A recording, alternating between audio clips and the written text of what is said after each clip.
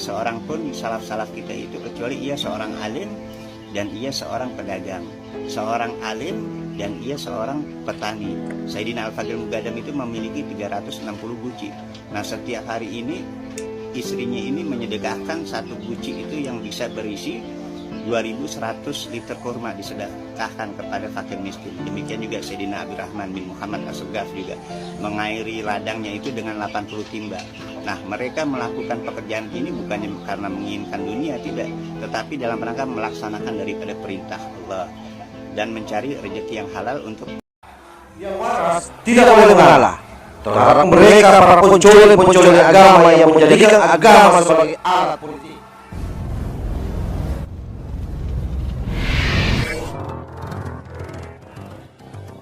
Assalamualaikum warahmatullahi wabarakatuh. Om Swastiastu, Namo Buddhaya, salam kebajikan.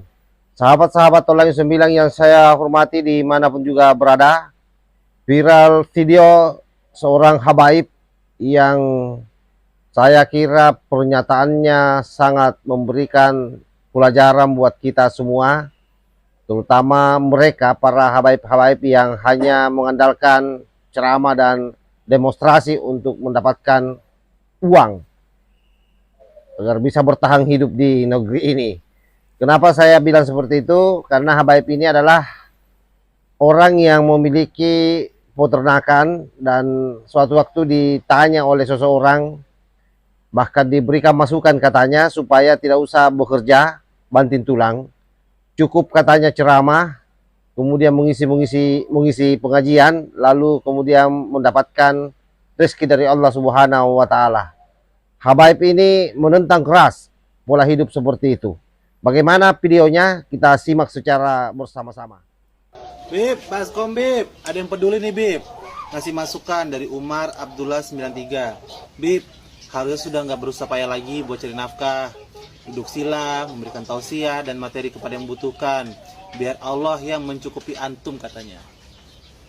memberikan materi kepada yang membutuhkan itu adalah tugas utama daripada seorang ustadz, kiai, mubalik dan sekelasnya. Adapun Habib itu adalah gelar tanpa usaha daripada manusia, yang memang gelar ini Allah berikan kepada seseorang. Jadi tanpa usahanya seseorang itu belajar menjadi Habib. Jadi hakikatnya Habib itu hanya itratul Rasul, yaitu zuriyah daripada Nabi Muhammad SAW, tanpa ada usahanya manusia sendiri. Dan saya ini sebenarnya lebih cocok dipanggil seorang seniman daripada seorang ustadz. Seniman apa tuh? Maksudnya seni kehidupan gitu, sebab kita perlu belajar mengenai seni kehidupan agar kita bisa mengalami berbagai banyak hal guna untuk mereferensikan satu kata-kata bijak atau satu kata-kata motivasi yang menyentuh hati yang Allah berikan itu di dalam naluri hati manusia. Nah, kita tidak bisa mengikuti guru-guru kita dalam hal menerima rezeki hanya memberikan materi lalu di situ kita mendapatkan rezeki yang Allah titipkan di situ. Sebab kenapa kita harus itibak daripada salaf-salaf kita? Tidak ada seorang pun salaf-salaf kita itu kecuali ia seorang alim dan ia seorang pedagang, seorang alim dan ia seorang petani. Sayyidina Al-Fadil Mugadam itu memiliki 360 guci. Nah, setiap hari ini istrinya ini menyedekahkan satu guci itu yang bisa berisi 2100 liter kurma, disedekahkan kepada fakir miskin. Demikian juga Sayyidina Abdurrahman bin Muhammad As-Segaf juga mengairi ladangnya itu dengan 80 timba. Nah, mereka melakukan pekerjaan ini bukannya karena menginginkan dunia, tidak, tetapi dalam rangka melaksanakan daripada perintah Allah dan mencari rezeki yang halal untuk nafkah keluarga dan untuk membela harga diri mereka agar terhindar dari meminta-minta dan berharap kepada manusia.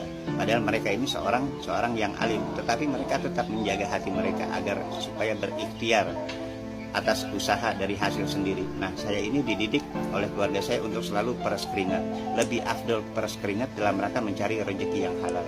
Sebab kenapa? Karena hasil dari keringat itu sendiri lebih berkah dan lebih menjaga hati kita agar jangan sampai terbesit ada goresan di hati kita untuk menukar ilmu agama dengan kehidupan dunia. Jangan sampai ada omongan orang di belakang kita, wah itu Habib hidupnya duduk sini. Kalau tidak ada orang tidak akan hidup itu Habib. Nah, demikianlah. Saya kira apa yang disampaikan oleh Habaib ini luar biasa, memberikan pelajaran buat kita semua, terutama mereka-mereka para elit-elit kadrun yang selama ini mengatasnamakan agama untuk mengais rezeki di negeri ini. Nah, itulah pentingnya sebenarnya orang memahami agama secara utuh seperti yang dilakukan oleh Habaib ini. Habaib ini tegas mengatakan bahwa keimanan tetap harus berjalan, tetapi aktivitas kita sebagai manusia untuk mencari rezeki itu juga harus tetap berjalan. Beliau contohkan banyak tokoh-tokoh di masa lalu, ulama-ulama masa lalu, yang selain berdakwah juga berdagang, kalau tidak berdagang bertani sambil dakwah.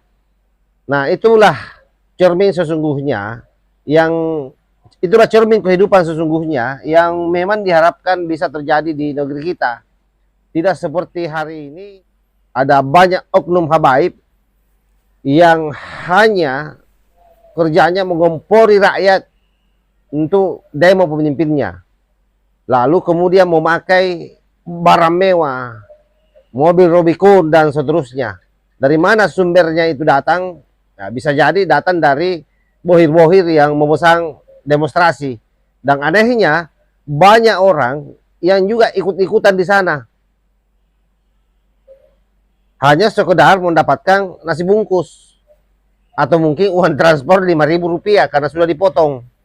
Dan saya kira itu juga hal yang biasa kalau kita bicara seperti ini, karena memang dulu ada sempat foto beredar di media bagaimana Munarman bagi-bagi uang kan kepada mereka.